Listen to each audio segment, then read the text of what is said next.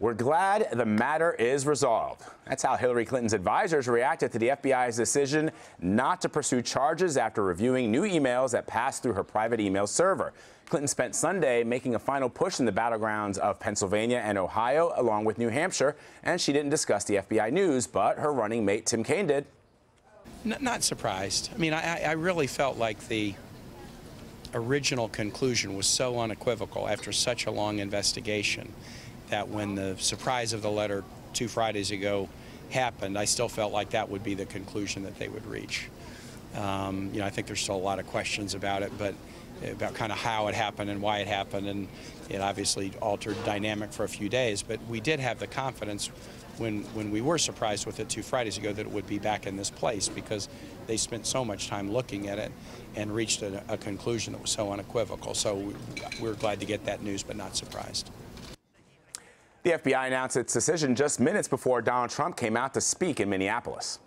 Hillary Clinton will be under investigation for a long, long time for her many crimes against our nation, our people, our democracy, likely concluding in a criminal trial.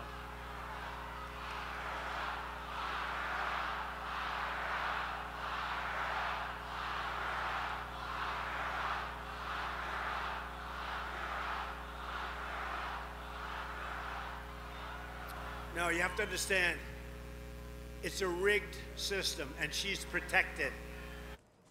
All right, 3 of our CBSN political contributors are here. Hogan Gidley is a Republican strategist. Leslie Sanchez is also a Republican strategist, and all by her lonesome, Lis Smith, a Democratic strategist, who can hold her own against 2 Republicans. No, let's talk about rigged. This is rigged. Right, this is rigged. This is rigged. All right, so Liz, let's start with this news. Hillary Clinton last week said she wasn't going to talk about the probe, but now that it's worked out in her favor, again, should she be talking about this? No, absolutely not. This is because it puts all the focus on her. And we've been on, how many times have we been up here and saying the same thing, which is that when the focus is on her, it benefits Donald Trump. When the focus is on Donald Trump, it benefits Hillary Clinton. And this is the reality of what happened with the FBI probe. And not to get all like Shakespearean on you, but please do. This is CBSN. It was full of sound and fury, signifying nothing. For her, maybe, but for down-ballot Democrats, I think there's going to be some effect, and we're seeing that there's diminished enthusiasm, and I think it will cost us some Senate and gubernatorial races. So let's get Hemingway-esque. For whom the bell tolls, Hogan. Is this an opportunity for Trump to stick to his core message about, his immigration policies, or do you think he's going to continue to say the things that, even though he was at that rally before the news came out, but that hasn't seemed to detract him in the past? In other words, he's still probably going to be saying that she should be locked up. Well, look, it's one investigation down, one to go. The Clinton Foundation is still under investigation, has been now for quite some time. What's so interesting about this is just because not indicted doesn't mean fit to be elected. It just means she's not indicted. That's a pretty low bar for the political process. And let's talk about Comey for just a minute. We're talking about 650,000 emails. They found them 9 days ago.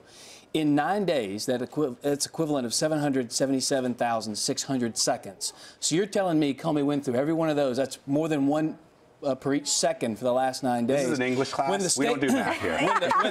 When the State Department found 30,000 emails, they said it would take them at least 6 months to go through. This whole thing, the letter that first started the deal, where he outlined the case against Hillary Clinton from start to finish of how she'd broken the law, and then just said, no, it's just a bad idea, we're not going to indict her on that. And then second, to come back out days before the election and say, now we're still under investigation. This whole thing has been handled horribly by James Comey. And both sides, Leslie, are calling for an investigation, as you heard Paula read, an investigation into the investigation.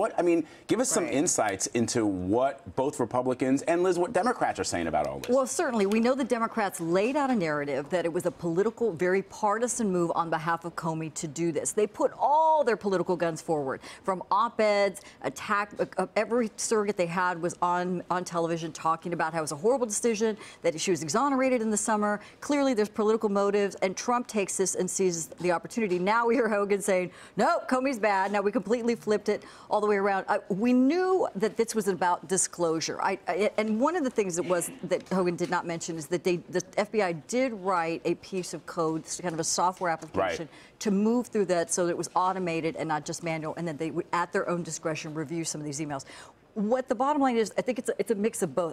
I'm glad I'm in the middle. Yeah, you're in the middle of this. Bring us together. Compromise. Let me just bring it together. And the point is that she has continued to exercise poor judgment. That this is something that came on of her own volition, meaning Hillary Clinton. She knew she needed to disclose this. She did not. Now you find it tied to Anthony Weiner. That is why people fundamentally are going to that second tier thing. They don't like these candidates, but who do they trust more? And I think in the battleground states, they know there's going to be more investigations. This is not going to end. What are the next 2 years going to look like? And that's really where voters are struggling. That's also why turnout is a bit depressed on both sides. But either way, folks are realizing it's a critical election. She's admitted, Liz, that this was a mistake. It was something that she should not have done. You make a good point that she should probably not even mention it, because if she's talking about it, it sticks in people's minds, and when they go into that ballot box on Tuesday, that may be something that sort of sticks when they decide to pull the lever there. So what should she be talking about? She should be talking about the things that will get people out to the polls. And what we've seen is, look, we know that Latino voters are energized. We know that college-educated white women are turning out for her. The one demographic that has not been enthused so far has been black voters. And so what she needs to do is to give them a reason to turn out to vote for her. And we've seen that in her recent speeches. She's been speaking to the need for criminal justice reform, for improving, police community relations and things like that. And to that point, I just wanted to remark on how remarkable it was that Hogan Gidley, a Republican, was questioning the effectiveness and efficiency of our largest law enforcement agency in the U.S. So, why is that? With FBI. Why is that odd? Because I just thought it was odd. It's interesting. The Republicans generally, the overreach that so a lot of people on the that are Republicans, Hogan, have said, look. There is something to be looked at, which is this sort of all-encompassing federal government, this FBI that is releasing information to the public as well as to members of Congress, and that for a lot of true conservatives has been troubling. In other words, there's this sort of this big government apparatus that is very involved in this election.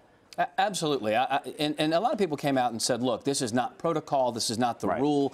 And I kind of laugh and I remind myself of the line from Pirates of the Caribbean where I love this discussion. the pirate code, where he says, it's not really rules, it's more a set of guidelines, really. So I don't think there's anything set in stone about what he could and couldn't do, but I will say it looks very foolish on the part of the FBI. It looks like they're unorganized. It looks like they didn't have a clue how to handle this from the get-go.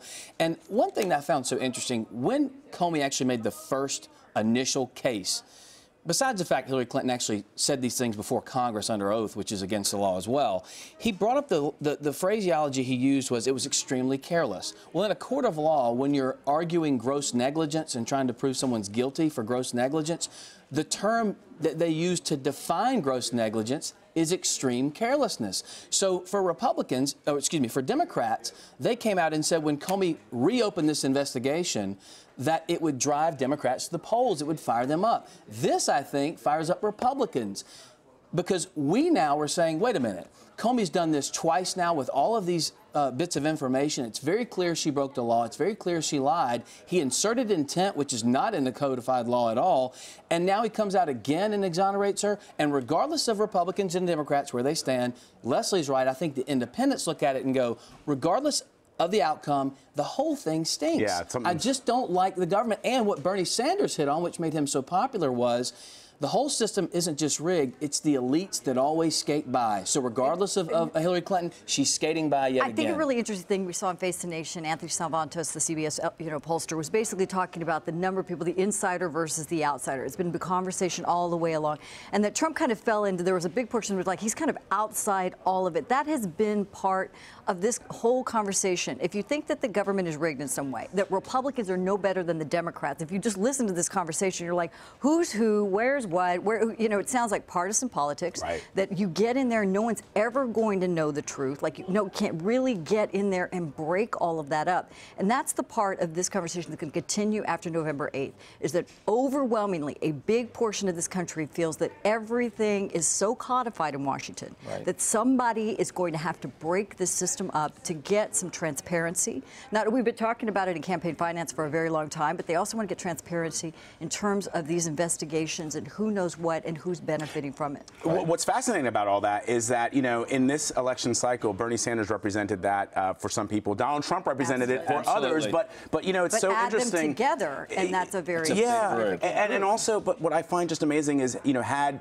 Trump been able to stay on message, had he not shot himself in the foot with some of the things that he said, the misogyny, the, you know, we're going to ban religions and that kind of language, certainly a lot more people would have bought into that message of a change agent. Yeah, but this is what's fascinating, is we've never really seen, and look at all the polls, we've never really seen him go above 43%, I think. And it's because he locked himself into positions during the primaries that basically led him to demographic death, you know, with Latinos, with women, with black voters, and gave him no path to victory unless, you know, the third parties somehow exploded and got all this support.